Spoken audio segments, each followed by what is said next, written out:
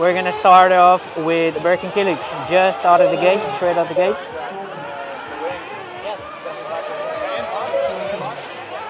Berkan running a Mugen, Ninja, and Seismic.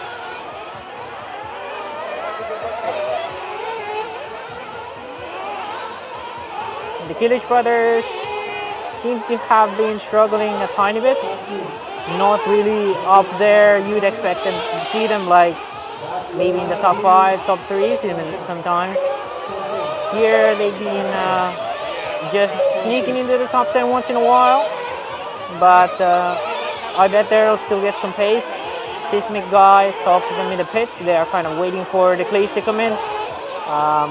Kind of my feeling is that these guys know that their clay compounds are really good. Maybe not the normal compounds, not their cup of tea, at least not here. So Berkan running that Seismic body shell as well on his Mugen, looking a little bit different than some of these other Mugen guys. Same with Burak. Car looks really balanced. Seems to have a good amount of rotation. They was also cutting their tires a bit, the center thread, to get a little bit more drive.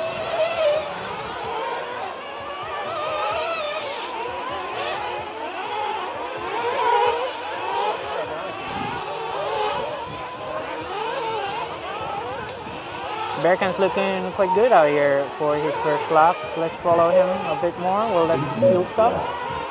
Practice one.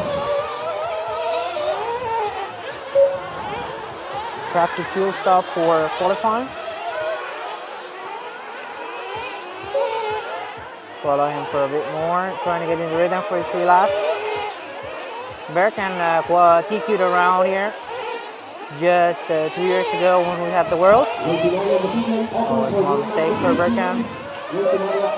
Letting Oscar Baldo by. Oh, a little bit of touch there. Now he's probably trying to build a gap.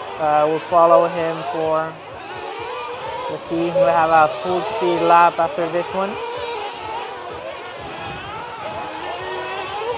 Yeah, so we're saying Berkan TQ'd around here just 2 years ago. That's quite a big feat. Not many guys can say they have TQ'd around at the World Championships. Berkan is one of those.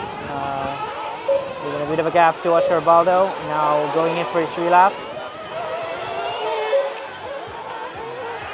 Fast at the end of the straightaway, really fast in, jumping that pipe.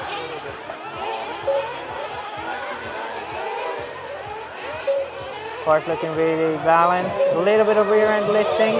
Yeah, that one's definitely catching out Berkan right at the moment. He crashed there right before. Really tough one for a lot of these guys, especially if you're running really stiff of a car. You kind of have that double bounce there. Or if you're running too soft with the car, similar story there. Lots of drivers struggling with that one.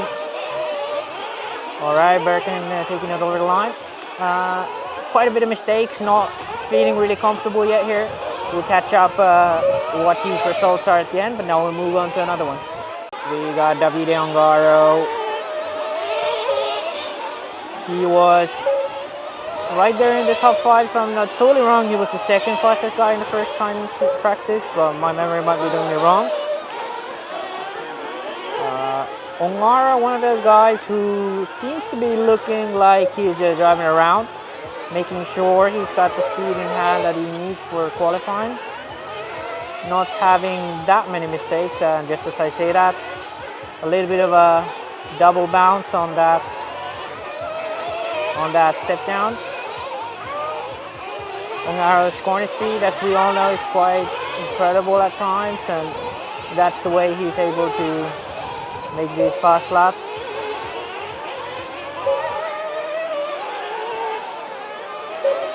Yeah, a little bit of casings this lap for Onara, not really hitting the jump right. Let's see as he heads up to another lap. Small correction there at the beginning of the straightaway. Real nice tight line at the end of the straight. Right, nice and tidy there as well.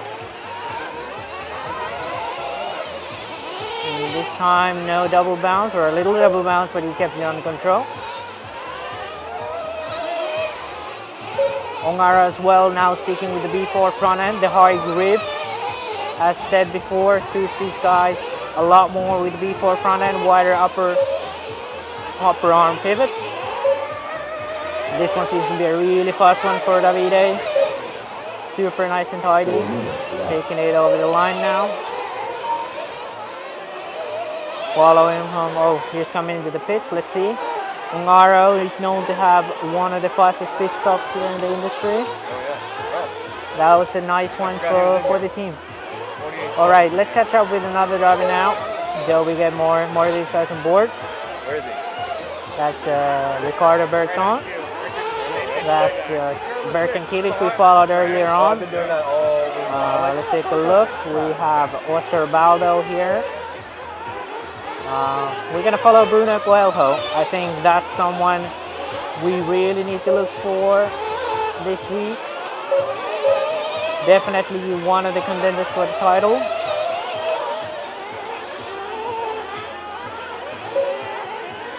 Bruno running X-Ray FX and hot race tires right now.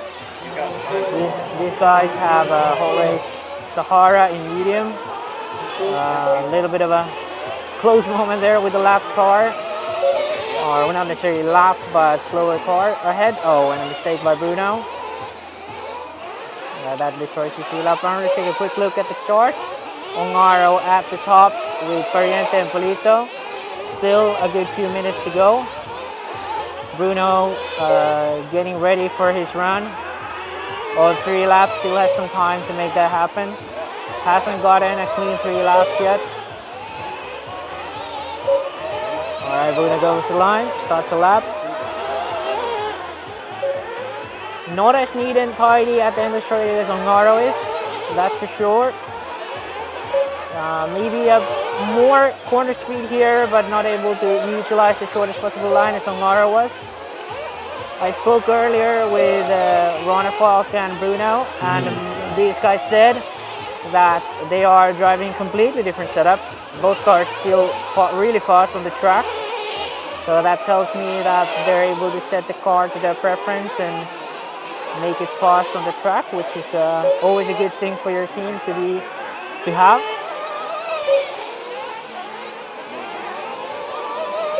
Both Bruno and David were really pleased with how their cars were handling, especially David, who was the fastest guy in the first one.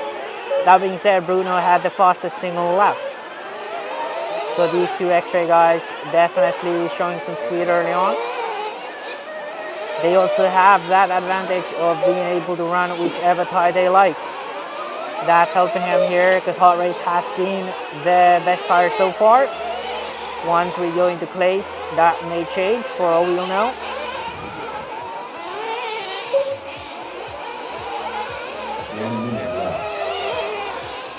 All right. Bruno coming over the line soon. Not the best of laps, but still rather fast. All right.